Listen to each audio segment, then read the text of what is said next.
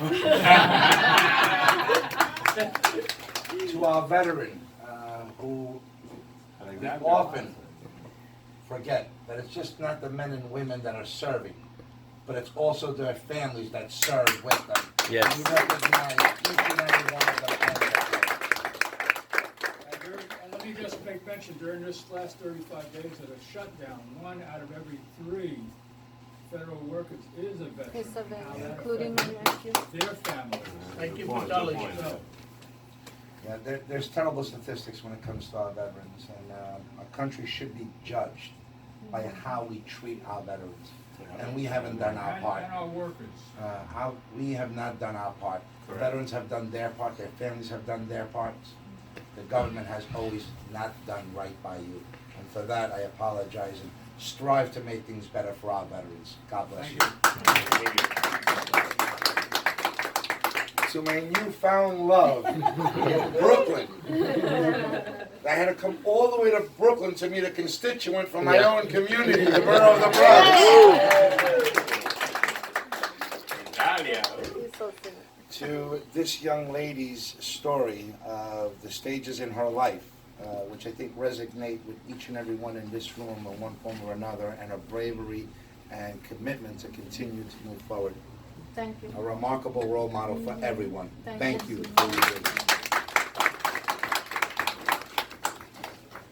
I know it's cold out there, but I can tell you at the Hispanic Chamber of Commerce, it is hot. Yes. Caliente. And I can say it's so cold out there that politicians have their own hands in their own pockets. That's good. That's good. That's a good. Like the many of you here, I wasn't brought up with a silver spoon. My parents immigrated here from Albania with no formal education, no skill set. Came to a country that allowed them to thrive, work hard. 2 jobs each, scraping pennies to make ends meet. And they knew enough that this country would allow them to experience their dream and their investment in their soon-to-be family and focus on the education which allowed me to thrive. In 5th grade, I worked. I never stopped. Selling flowers on corners, photography on the weekend. If you remember, you used to have to hold up the light for the photographer. I was the guy who held the light. Probably my assistant on a wedding or 2. To a pizzeria where I started as a delivery boy in the 6th grade. And wind up being the manager by the age of 16, and continued there through college Wow. at St. John's University.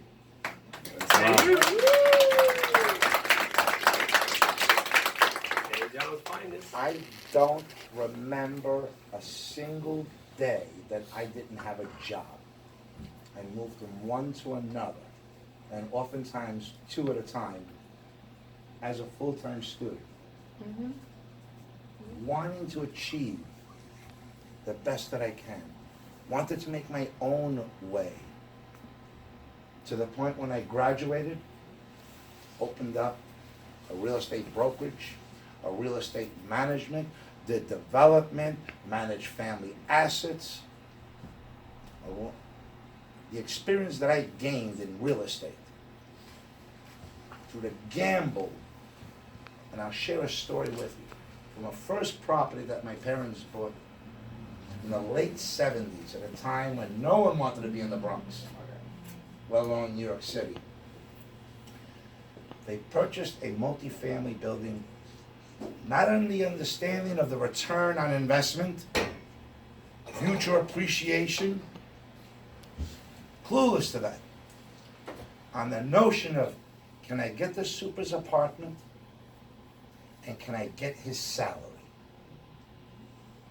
My father bought a building for job security and to secure a roof over his family's head. He wasn't walking through those halls and saying, I'm the landlord. The building knew him as the superintendent. He never told anyone he owned that building. That's good. So my first and proudest title in my life was Super Son.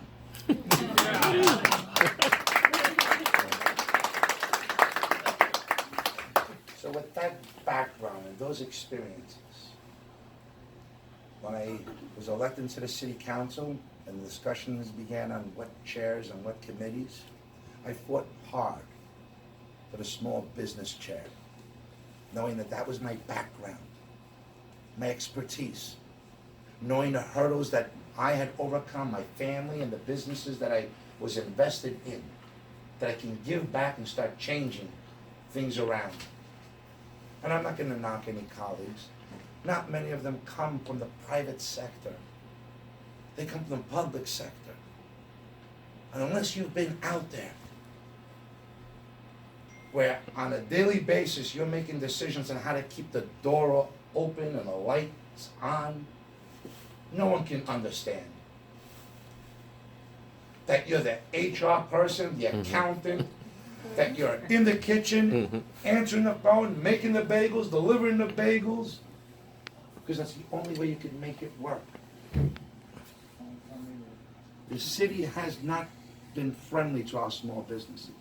We talk a good game, we talk a great rhetoric, and we say, yes, small business are the backbone of our country, they're 80% of the employment, and we need to do more for our mom and pops.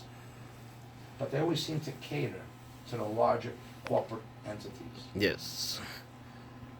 Can't afford lobbyists. Can't afford to have consultants working on the issues that impact our industries. Most small businesses find out of new laws and regulations when they get a little pink ticket that says pay, you're in violation. As soon as I got elected, I dove straight into SBS, economic development, the administration, asking for the rules and regulations. There are 6,000 rules and regulations that businesses must comply with in the city of New York. Yeah. That is Yep. amazing, Chair. 6,000. It's a year later.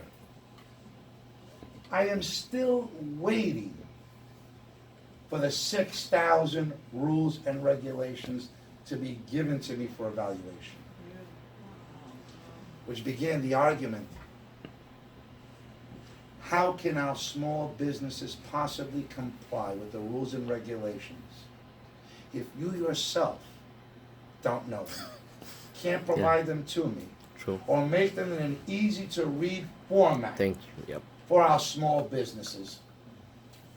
It's more of a gotcha. Rules and regulations will be enforced sporadically with no rhyme or reason in a format. And a perfect example of that was the signage laws.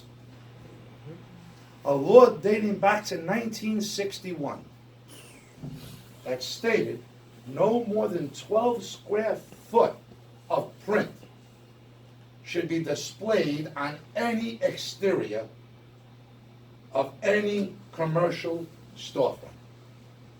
Well, look around. No one has been complying with that. We didn't know. They didn't know. Do you know what the fine for not complying with an outdated signage law that said you can't even put a phone number? How much? The fine started at 5,000 and went up to 20,000. What small business could possibly afford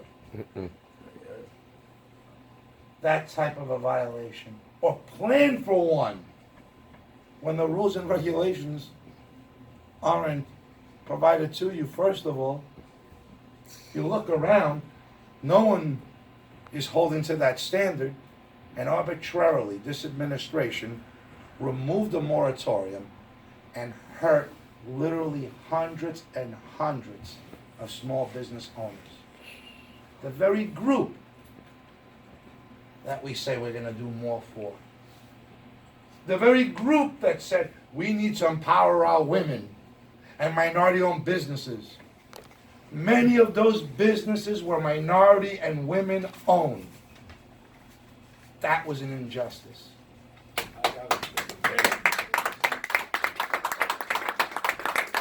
We talk about women and minority-owned businesses.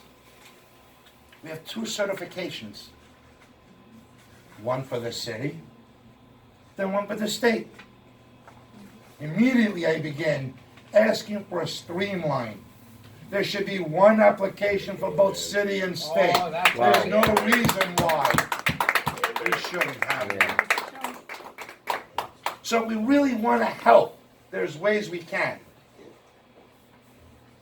Push back on this administration. Okay. If there are 6,000 rules and regulations, till they're made in an easy to follow, transparent format, and in many cases bilingual, that they should not be assessed with a fine. Give them notices. Our small businesses want to comply. They also want to make a profit.